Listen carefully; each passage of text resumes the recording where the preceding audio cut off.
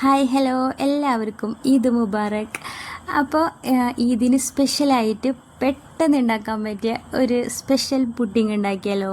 അതും പൈനാപ്പിൾ വെച്ചിട്ട് ഈസി ആയിട്ട് നമുക്ക് ഉണ്ടാക്കാൻ പറ്റിയ ഒരു പുഡിങ്ങാണ് കേട്ടോ. വായലിട്ട് ഇങ്ങനെ അലിഞ്ഞു പോകുന്ന പുഡിങ്ങാണ്.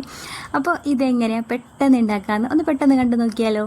അപ്പോൾ ഞാൻ ദേ ഇവിടെ പൈനാപ്പിൾ എടുത്തിട്ടുണ്ട്. പകുതി പൈനാപ്പിൾ ഞാൻ ദേ ഇവിടെ എടുത്തിട്ട് അതിൽ നിന്ന് കുറച്ച് പൈനാപ്പിൾ എടുത്തിട്ട് ഇതുപോലെ ചെറിയ പീസാക്കിയിട്ട് കട്ട് ചെയ്തെടുത്തിട്ടുണ്ട് കേട്ടോ. എന്നിട്ട് അതിലേക്ക് കുറച്ച് പഞ്ചസാര എടുത്തിട്ട് ചട്ടി വെച്ചിട്ട് ഒന്നിങ്ങനെ എന്താ പറയുക ഒന്ന് വഴറ്റിയെടുക്കുകയാണ് കേട്ടോ.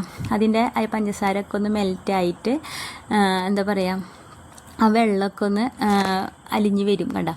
ഈ ഒരു ടൈം ഇതിൻ്റെ കളറൊക്കെ ഒന്ന് ചേഞ്ച് ആവുന്നത് വരെ ഒന്ന് നന്നായിട്ട് വഴറ്റിയെടുക്കുക കേട്ടോ. അപ്പോൾ ഇങ്ങനെ ചെയ്ത് കഴിഞ്ഞാൽ നല്ല ടേസ്റ്റി ആയിരിക്കും കേട്ടോ. അപ്പോൾ ഇപ്പോൾ നല്ല സ്മെല്ലാണ് കേട്ടോ. നമ്മൾ ജാമൊക്കെ ഉണ്ടാക്കണം അതേ സ്മെല്ല് വന്നിട്ടുണ്ട്. അപ്പോൾ ഇതിവിടെ സെറ്റായിട്ടുണ്ട്. ഇനി ചെയ്യാനുള്ളത് പൈനാപ്പിളിൻ്റെ ജ്യൂസ് വേണം. കുറച്ച് ജ്യൂസ് ഞാൻ ഇവിടെ കുറച്ച് ജ്യൂസ് എടുത്തിട്ടുണ്ട്. എന്നിട്ട് സെയിം പാത്രത്തിൽ തന്നെ ഞാൻ ജ്യൂസ് ഒന്ന് ഒഴിച്ചിട്ട് ഒന്ന് അതിൻ്റെ വെള്ളമൊക്കെ ഒന്ന് വറ്റിച്ചെടുക്കുകയാണ് കേട്ടോ. ഇനിയിപ്പോൾ ഈ ഒരു ഭാഗം സ്കിപ്പ് ചെയ്യണമെങ്കിൽ ചെയ്യട്ടോ. ഇങ്ങനെ ചെയ്യണമെന്ന് യാതൊരു നിർബന്ധമൊന്നുമില്ല. ഞാൻ ഇവിടെ അതിൻ്റെ വെള്ളം ഞാൻ ഇത്തിരി വെള്ളം ഒഴിച്ചിട്ടാണ് ജ്യൂസ് ആക്കിയത്. അതുകൊണ്ടാണ് ഞാനൊന്ന് വെള്ളം വറ്റിച്ചെടുക്കണത് കേട്ടോ. അപ്പോൾ ഞാൻ ഇവിടെ അതൊന്ന് ടൈറ്റ് ആവുന്നത് വരെ ഒന്ന് ഇളക്കി കൊടുക്കേണ്ടത്. പെട്ടെന്ന് തന്നെ കുറുകി കിട്ടും കേട്ടോ. അപ്പോൾ അതും ഇവിടെ സെറ്റായിട്ടുണ്ട്. ഇനി നമുക്ക് ചെയ്യാനുള്ളത് കുറച്ച് പാല് വേണം. ഞാനിവിടെ കറക്റ്റ് അളവൊന്നും പറയണില്ല കേട്ടോ. കാരണം എന്തോരം വേണം നമുക്ക്, എന്തോരം നമ്മൾ ഉണ്ടാക്കണം അതിനനുസരിച്ച് നമുക്ക് എടുക്കാം കേട്ടോ. ഞാനിവിടെ കുറച്ചേ ഉണ്ടാക്കണുള്ളൂ, അതുകൊണ്ടാണ് അളവൊന്നും പറയാത്തത്. ഞാൻ ഇവിടെ ഒരു കപ്പ് പാൽ ഇപ്പം എടുത്തിട്ടുണ്ട്.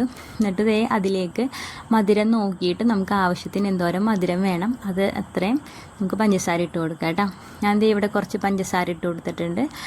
എന്നിട്ട് ഇനി ചെയ്യാനുള്ളത് കുറച്ച് ഒരു 3 ടീസ്പൂൺ കസ്റ്റേർഡ് പൗഡർ എടുത്തിട്ടുണ്ട് കേട്ടോ. അത് കുറച്ച് സാധാ വെള്ളത്തിൽ ഒന്ന് കലക്കി വെച്ചിട്ടുണ്ട്. ഇനി പാലിലേക്ക് ഒഴിച്ചു കൊടുക്കണം. പാലിലേക്ക് ഒഴിക്കുമ്പോൾ ഒന്ന് ഇളക്കിയിട്ട് വേണം ഒഴിച്ചു കൊടുക്കാൻ കേട്ടോ. ഇനി ഒഴിക്കേണ്ടത് നമ്മൾ നേരത്തെ ഉണ്ടാക്കി വെച്ച ജ്യൂസില്ലേ, പൈനാപ്പിളിൻ്റെ ജ്യൂസ്, അതും കൂടി ഇതിലേക്ക് ഒഴിച്ചു കൊടുക്കാം. ഇനി കളറൊക്കെ വേണമെന്നുണ്ടെങ്കിൽ കളർ ചേർക്കട്ടോ. പക്ഷേ നല്ല കളർ ഉണ്ടായിരുന്നു, ഞാൻ വേറെ കളറൊന്നും ചേർത്തിട്ടില്ല കേട്ടോ. ഇനിയിപ്പോൾ ഇത് നന്നായിട്ട് പെട്ടെന്ന് തന്നെ ഇത് കുറുകി കിട്ടും കേട്ടോ. അപ്പോൾ ആ ടൈമിൽ നമുക്കൊന്ന് ബ്രെഡ് ഒന്ന് സെറ്റ് ചെയ്യാൻ വെക്കാം കേട്ടോ. ഞാൻ ഇവിടെ ഇപ്പോൾ കുറച്ച് ബ്രെഡ് എടുത്തിട്ടുണ്ട്. ഈ ബ്രെഡിൻ്റെ ഈ സൈഡിലെ ഭാഗമൊന്നും ഞാൻ കട്ട് ചെയ്ത് കളഞ്ഞിട്ടില്ല കേട്ടോ.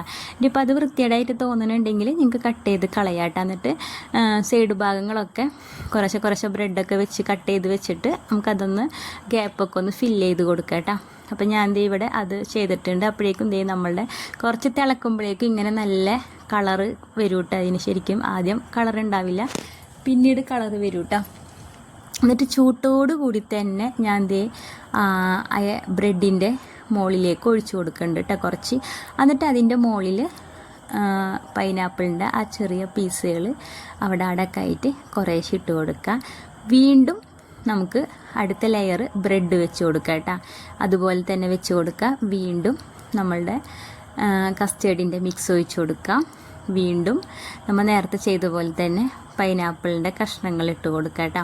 ഇനി വീണ്ടും ബ്രെഡ് വെക്കണം, 3ാമത്തെ ലെയർ വെക്കണം എന്നുണ്ടെങ്കിൽ അങ്ങനെ ചെയ്യാം. ഞാൻ ഇവിടെ 2 ലെയറായി വെച്ചിട്ടുള്ളൂ കേട്ടോ.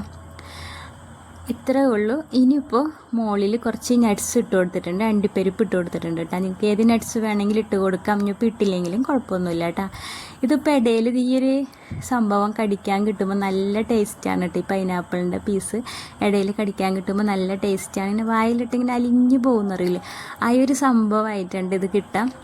ഇത് കുറഞ്ഞത് ഒരു അരമണിക്കൂറെങ്കിലും വെക്കണം കേട്ടോ. അരമണിക്കൂറല്ല, 1 മണിക്കൂറൊക്കെ വെക്കുകയാണെങ്കിൽ അത്രയും നല്ലത്.